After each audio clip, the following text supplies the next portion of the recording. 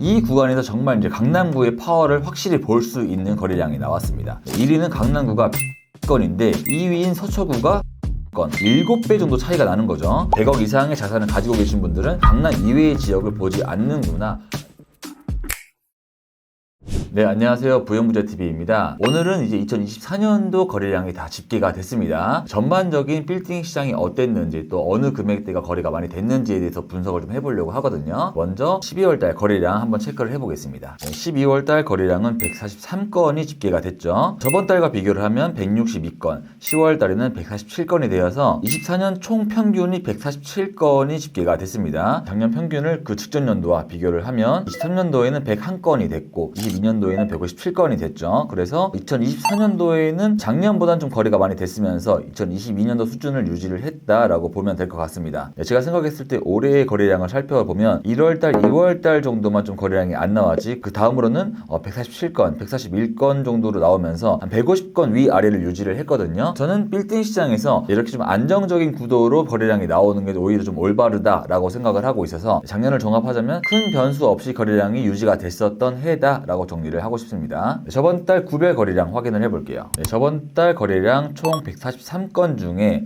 강남구가 34건, 종로구가 13건, 마포 7건, 중구 12건, 서초 14건이 되어서 3개월 통계로 봤을 때 강남구가 1등, 종로구가 2등, 마포구가 3등, 중구, 서초, 용산, 성동 이 순으로 거래량이 집계가 됐습니다. 아래 하위권을 보자면 도봉구, 중랑구, 구로구가 3건, 4건, 강동구 5건으로 나오고 있는데 생각보다 이 강동구가 나름 강남 4구로 칭해지는데도 불구하고 거래량이 많이 안 나와서 빌딩 거래는 좀 강동구 쪽으로 많이 투자를 하진 않구나라는 걸 확인할 수 있었습니다. 다음은 강남구 동별 거래량 확인해 보겠습니다. 논현동이 12월 달에 5건, 역삼동이 3건, 신사동이 7건인데 삼성동이 10월 달에 한 건도 없었고 11월 달에도 2건밖에 없다가 12월 달에 10건으로 확 늘어났죠. 그래서 지금 거래가 되는 걸 보면 삼성동 쪽으로도 많이 거래 사례가 일어나고 있고 괜찮은 건물이 나오고 있긴 한데 요 몇 년간 좀 다른 동에 비해서 거래가 많이 없었고 그만큼 평당 가격이 많이 안 올랐다 보니까 지금 삼성동으로 많이 찾지 않나라고 생각을 합니다. 그래서 3개월 합계치를 봤을 때 논현동이 23건, 역삼동 23건, 신사, 삼성, 대치, 청담으로 거의 강남 투자는 몰리고 있다라고 확인하시면 될 것 같아요. 그에 비해서 도곡동, 개포동, 세곡동 이쪽 라인은 좀 많이 안 찾는 지역이다 보니까 거래량이 많이 떨어진 걸 확인할 수 있죠. 그래서 상업용 빌딩 금액대별 거래량 확인해봤습니다. 저번 달과 마찬가지로 10억, 30억 구간이 가장 거래가 많이 되고 있고요. 거의 보면 50억 미만의 거래가 거의 한 반 정도를 차지를 하고 있다고 보시면 될 것 같고 또 가장 많은 현금 수요층인 한 20억, 30억대가 투자할 수 있는 50억에서 100억 정도도 거래가 많이 되고 있습니다. 저번 달 제가 월간 빌딩 분석을 했을 때 500억 이상의 건물이 거래가 많이 일어났다고 했는데 이번 달에는 4건으로 되어서 확실히 500억 이상은 거래가 많이 안 된다라는 걸 다시 원상복귀를 한 그런 거래량을 보였습니다. 그리고 이번 월간 빌딩 분석에서는 작년치가 통계가 다 나왔다 보니까 금액대별 어느 구가 인기가 있는지를 한번 조사를 해봤습니다. 먼저 10억에서 50억 빌딩의 거래량을 확인을 해봤는데 나름 이 구간을 꼬마 빌딩이라고 하죠. 그 꼬마 빌딩은 어디가 거래가 가장 많이 되는지 봤을 때 중구가 98건, 종로구가 94건, 마포구가 82건, 용산구가 67, 서초, 영등포, 성동구 순으로 가고 있는데 생각보다 강남구가 거의 9위에 위치하고 있어서 강남구가 꼬마 빌딩 거래가 많이 안 되는 걸 확인할 수 있죠. 이건 뭐 다 아시겠지만 강남구가 인기가 없어서 그런 게 아니라 강남구 이 10억에서 50억대 매물 구간이 워낙 없다 보니까 거래가 많이 작년에 없었다라는 걸 확인할 수 있습니다. 그래서 다시 위로 올라오면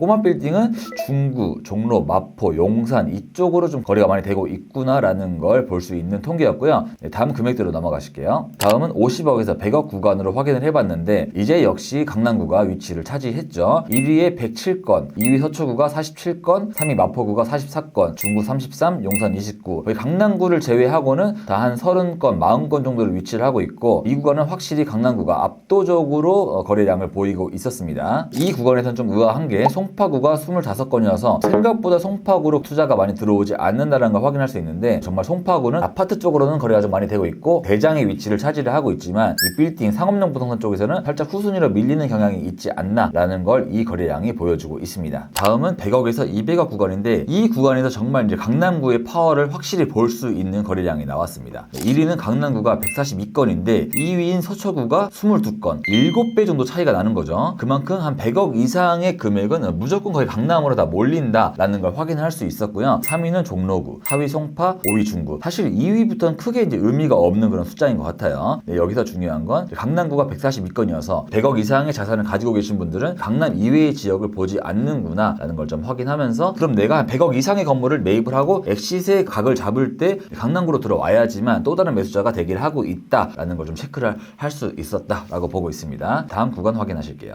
다음은 200억에서 500억 거래 현황을 체크를 했고요. 이것도 마찬가지로 강남구가 거의 압도적으로 많이 나왔습니다. 1위는 마찬가지로 강남구 54건 거래량을 보여줬고요. 서초구가 11건, 성동구 9건, 종로구 5건, 중구 5건, 마포구 5건, 송파구 5건. 거의 뭐 4, 5, 6, 7은 비슷한 거래량이 나왔고, 여기도 마찬가지로 1위 강남구를 제외하고는 크게 의미가 없는 숫자들이 이제 배열이 되고 있죠. 성동구가 9건이 나온 건 성동구 쪽으로 동연무장길 라인으로 금액대가 큰 게 많이 있었잖아요. 성수동 그 라인이 거리가 많이 돼서 여기 뜨지 않았나 라고 생각을 하고, 서초구도 마찬가지로 금액대가 큰 건물, 강남역 주위라든지 서초 교대 주위로 대형 빌딩이 있다 보니까 그 라인이 거리가 됐고, 나머지는 거의 강남구로 몰리고 있다라는 걸 확인할 수 있습니다. 네, 그리고 현재 금리 확인을 해보겠습니다. 2023년도 2월 7일 오늘자로 1년 금융치는 2.85%를 찍었고요. 저번 달과 비교를 했을 때 저번 달은 2.99, 12월 달에는 3.13이 찍혀서 기준금리 하락세가 좀 지속이 되고 있다 보니까 떨어지고 있는 느낌이 보이긴 하죠. 하지만 지금도 가상금리는 좀 높은 편이어서 현재 1년 정도 대출을 받을 때 제조업이나 이런 경우에는 3.55 정도 나오는 경우가 있긴 하지만, 신규 임대업 같은 경우에는 3% 후반에서 4% 정도 보시면 지금 현재 대출을 받을 수 있다라는 걸 확인할 수 있을 것 같습니다.